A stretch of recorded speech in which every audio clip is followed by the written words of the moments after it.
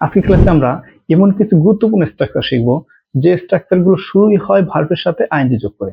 যদি আমরা কিছু এক্সাম্পল দেখি, ইটিং রাইস ভাত খেয়ে, ওয়াচিং টিভি টিভি দেখে, রিডিং বুকস বই পড়ে ইত্যাদি। এই স্ট্রাকচার গুলো আমাদের ডেইলি কনভারসেশনে খুবই ব্যবহৃত হয়, বিশেষ করে যখন কোনো কাজকে বিষয় বা সাবজেক্ট হিসাবে ব্যবহার করা হয়। তো চলুন তাহলে আজকে ভিডিওতে আমরা শিখবো কিভাবে এই স্ট্রাকচার দিয়ে আমরা আমাদের ডেইলি লাইফে কনভারসেশন করতে পারি। যদি আমরা স্ট্রাকচারটা আরেকটু ভালোভাবে বুঝি, সেটা হচ্ছে কি, TV I N G plus dot dot dot dot ডটের জায়গায় বসবে বাক্যের বাকি অংশ, মানে বাক্য সম্পূর্ণ করতে যে অংশটুকু প্রয়োজন সেই অংশটুকু এই ডট ডটের জায়গায় বসবে। চলুন আমরা কিছু রিয়েল এক্সাম্পল দেখি, যে এক্সাম্পল গুলো দেখলে বুঝতে পারবো যে এই স্ট্রাকচার আমরা আমাদের ডেইলি লাইফে কিভাবে এই স্ট্রাকচার দিয়ে কনভারসেশন করব। তো প্রথম এক্সাম্পলটা হচ্ছে কি, eating rice with your hand is common in our culture. যদি আমরা বাংলা মিনিংটা দেখি, হাতে ভাত খাওয়া আমাদের সংস্কৃতিতে সাধারণ একটি ব্যাপার।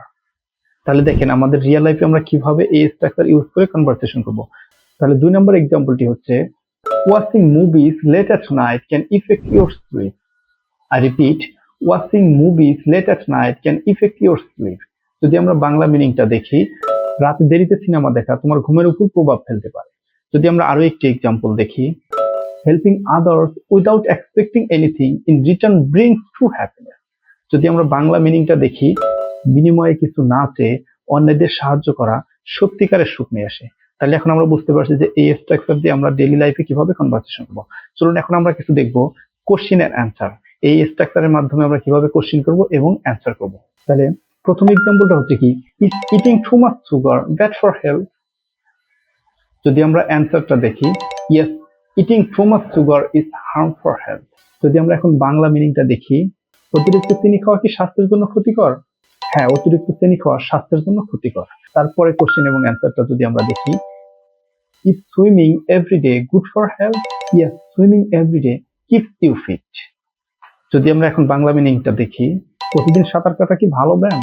হ্যাঁ, প্রতিদিন সাঁতার কাটা আপনাকে ফিট রাখে। তাহলে আমরা গেল দ্বিতীয় কোশ্চেন এবং অ্যান্সার।